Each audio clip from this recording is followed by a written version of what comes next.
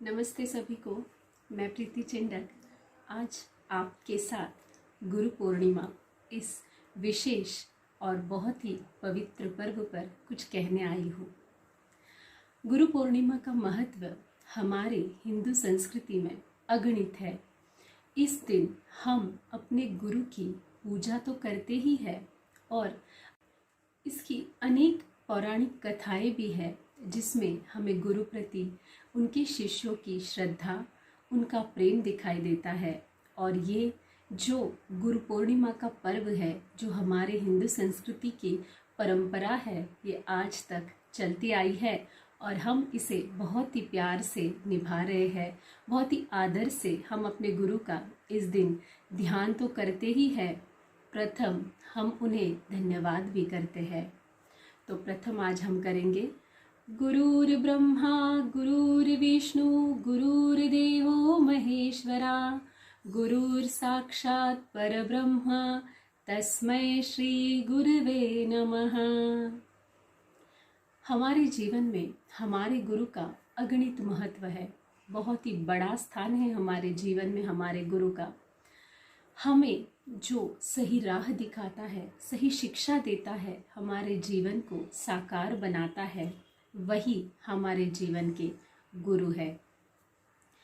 इस पर अनेक पौराणिक कथाएं हैं जिस पर हमारा विश्वास है और आज भी हम उन कथाओं का अनुसरण करते आए हैं। हम इस दिन गुरु को भेंट स्वरूप, उपहार स्वरूप धन्यवाद करते हैं। इसमें हम गुरु के प्रति अपना प्रेम दर्शाते हैं। लेकिन इस परंपरा का अर्थ अगर आज हम देखें तो वो है, जो इस रूप में हम हमारे गुरु को धन्यवाद करते हैं, हमारे गुरु उसी से बहुत ही धन्य और खुश होते हैं। हम धन्यवाद किसका करते हैं? जिसकी वजह से हमारे जीवन में बहुत बड़ा सकारात्मक बदलाव आया हो, हमारा जीवन अच्छा चला हो और जिसकी वजह से हमारा कुछ फ़ायदा हुआ हो, या हमने हमारे लिए उनके किसी विचारों का, किसी मदद का से हमारे जीवन की जो भी उलझने हैं वो सुलझ गई हो, या जो भी है, हम उन्हें एक धन्यवाद तब करते हैं जब हमें किसी से फ़ायदा हो जाता है। तो इस धन्यवाद को जब हमारे गुरु के प्रति हम दर्शाते हैं तो हमारे गुरु इसी में खुश होते हैं कि शायद उनका दिया हुआ ज्ञान, उनकी दिखाई हुई राह हमारे जीवन को मार्गदर्शक स्वरूप से हमारे जीवन का रास्ता, हमारा पथ बिल्कुल प्रकाशित कर दिया है। इसलिए वो गुरु उस धन्यवाद को स्वीकार करते हैं और मनोमन हमें आशीर्वाद भी देते हैं। तो उपहार और भेंट हम धन्यवाद स्वरूप में गुरु के प्रति रखते हैं और गुरु उसे कि मैं अपने शिष्यों को जो ज्ञान, जो शिक्षा दे रहा हूँ, उन्हें वो बहुत उपयोगी हो रही है, इसीलिए शिष्य मेरा धन्यवाद कर रहे हैं और ये धन्यवाद वो स्वीकार करते हैं। गुरु को अपने शिष्य के कल्याण के अलावा और कोई उपहार अपेक्षित नहीं होता है, लेकिन शिष्य का कर्तव्य है कि वो जो ज्ञान ले, जो गुरु से वो शिक्षा प्राप्त करे, उसका कुछ ना कुछ गुरु दक्षिणा के स्वरूप में गुरु के चरणों में अर्पित करे। वो अपने विचारों को, अपने अच्छे कर्तृत्व को, अपने अच्छी विचारधाराओं को या अपने आदर्श जीवन को वो गुरु के चरणों में अर्पण कर कर एक सुंदर आदर्श जीवन गुरु के, वो अपने अच्छे आदर्श जीवन को, अपने अच्छे कर्म को तथा अपने और अपने साथ चलने वाले औरों के भी कल्याण का कारण बने। यही गुरु दक्षिणा के स्वरूप में भी गुरु का शिष्य गुरु के चरणों में अर्पित कर सकता है। किसी वस्तु या उपहार का लोभ सच्चे गुरु को कभी नहीं होता है।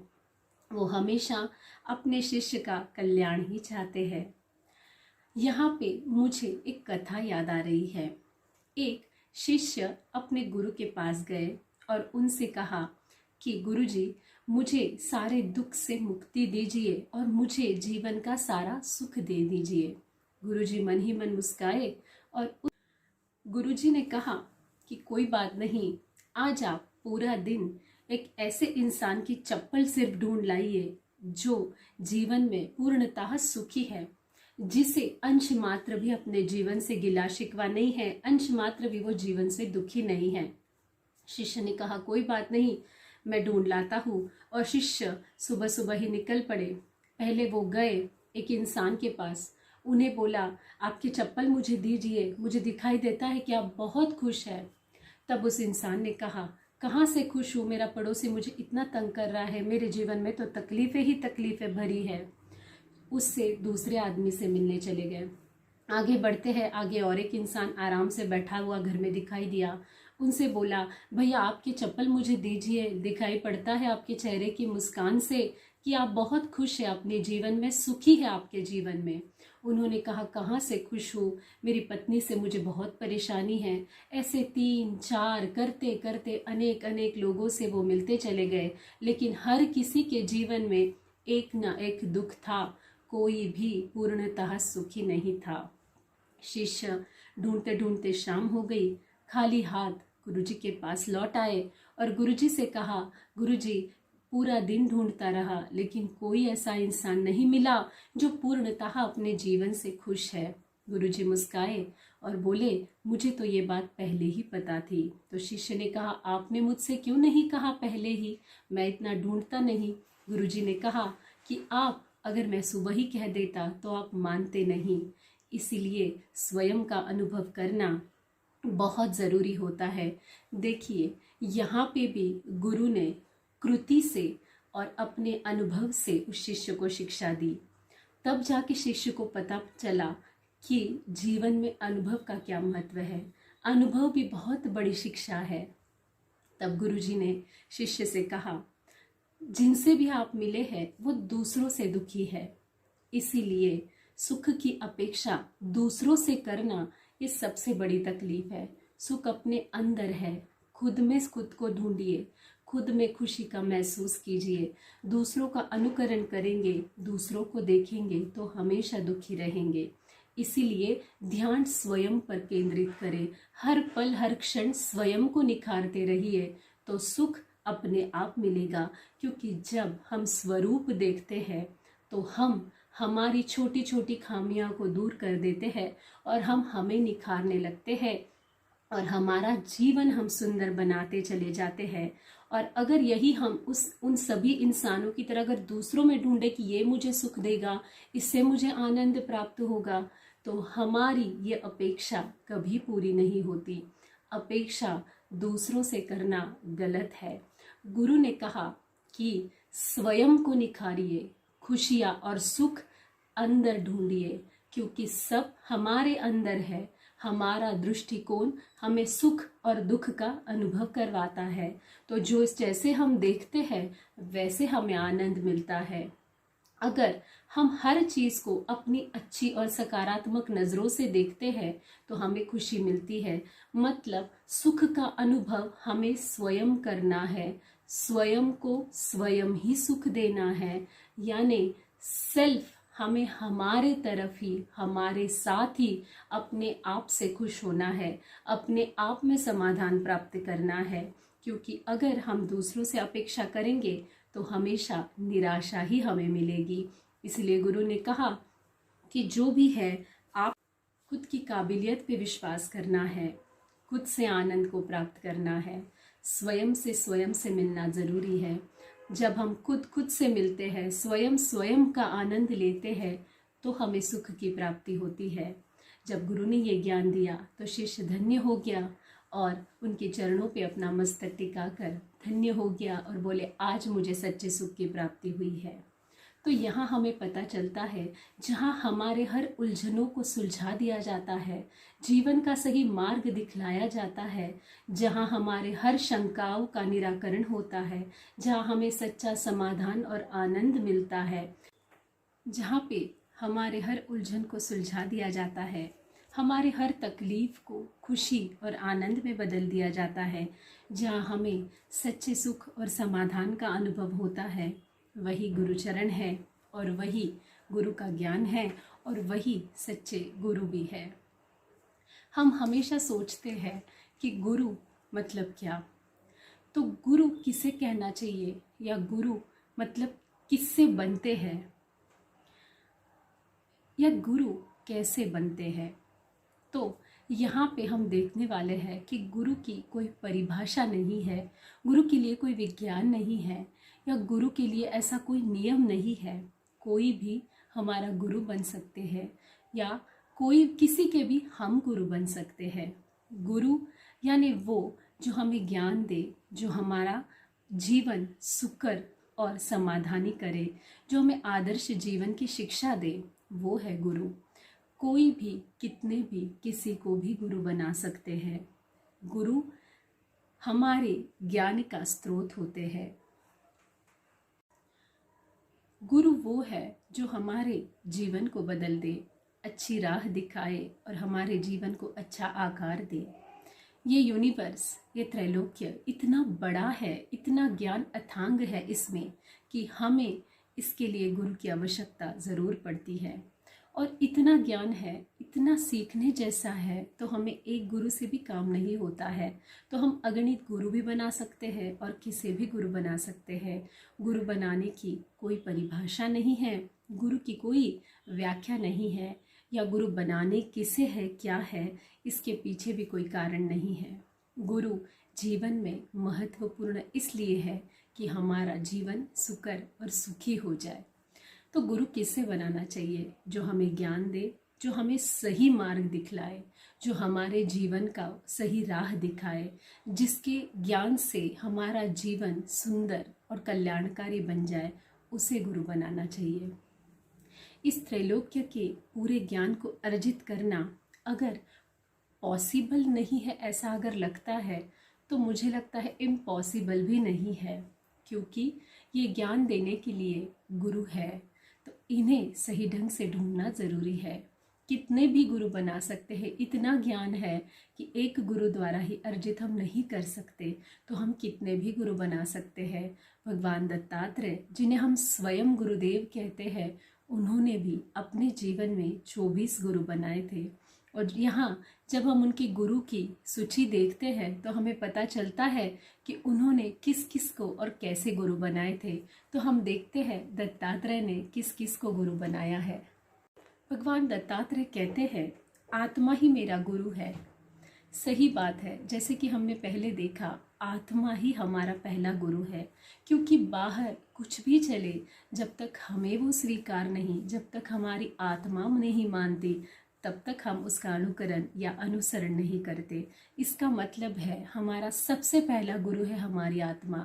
हमारी कृति के पहले जब हम कुछ भी करते हैं तो हम हमारे आत्मा को साक्षी रखते हैं, हमारे आत्मा से सलाह मशवरा करते हैं। तो आत्मा है हमारा पहला गुरु। तो हमेशा कहते हैं कि हमारी आत्मा हमारा पहला गुरु है, और इस आत्मा से जो चलित है, जो प्रचलित है, मन बुद्धि, ये उससे चलते हैं, ये भी हमारे गुरु है। ये शरीर भी हमारा गुरु है। अनेकानेक हमारे गुरु है जो हमें सही राह और सही कर्म करवाते हैं, वो हमारे गुरु है।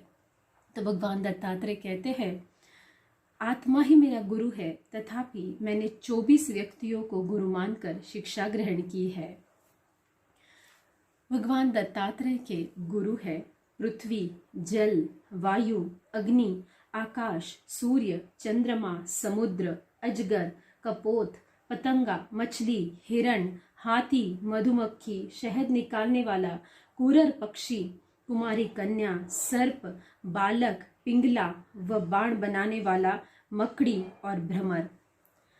जब आप ये सूची पढ़ते हो तो आपको लगता है कि अरे ये सारे तो हमारे इर्द गिर्द आते रहते हैं, हम बहुत बार इन्हें महत्व भी नहीं देते, लेकिन वो तो स्वयं गुरुदेव है।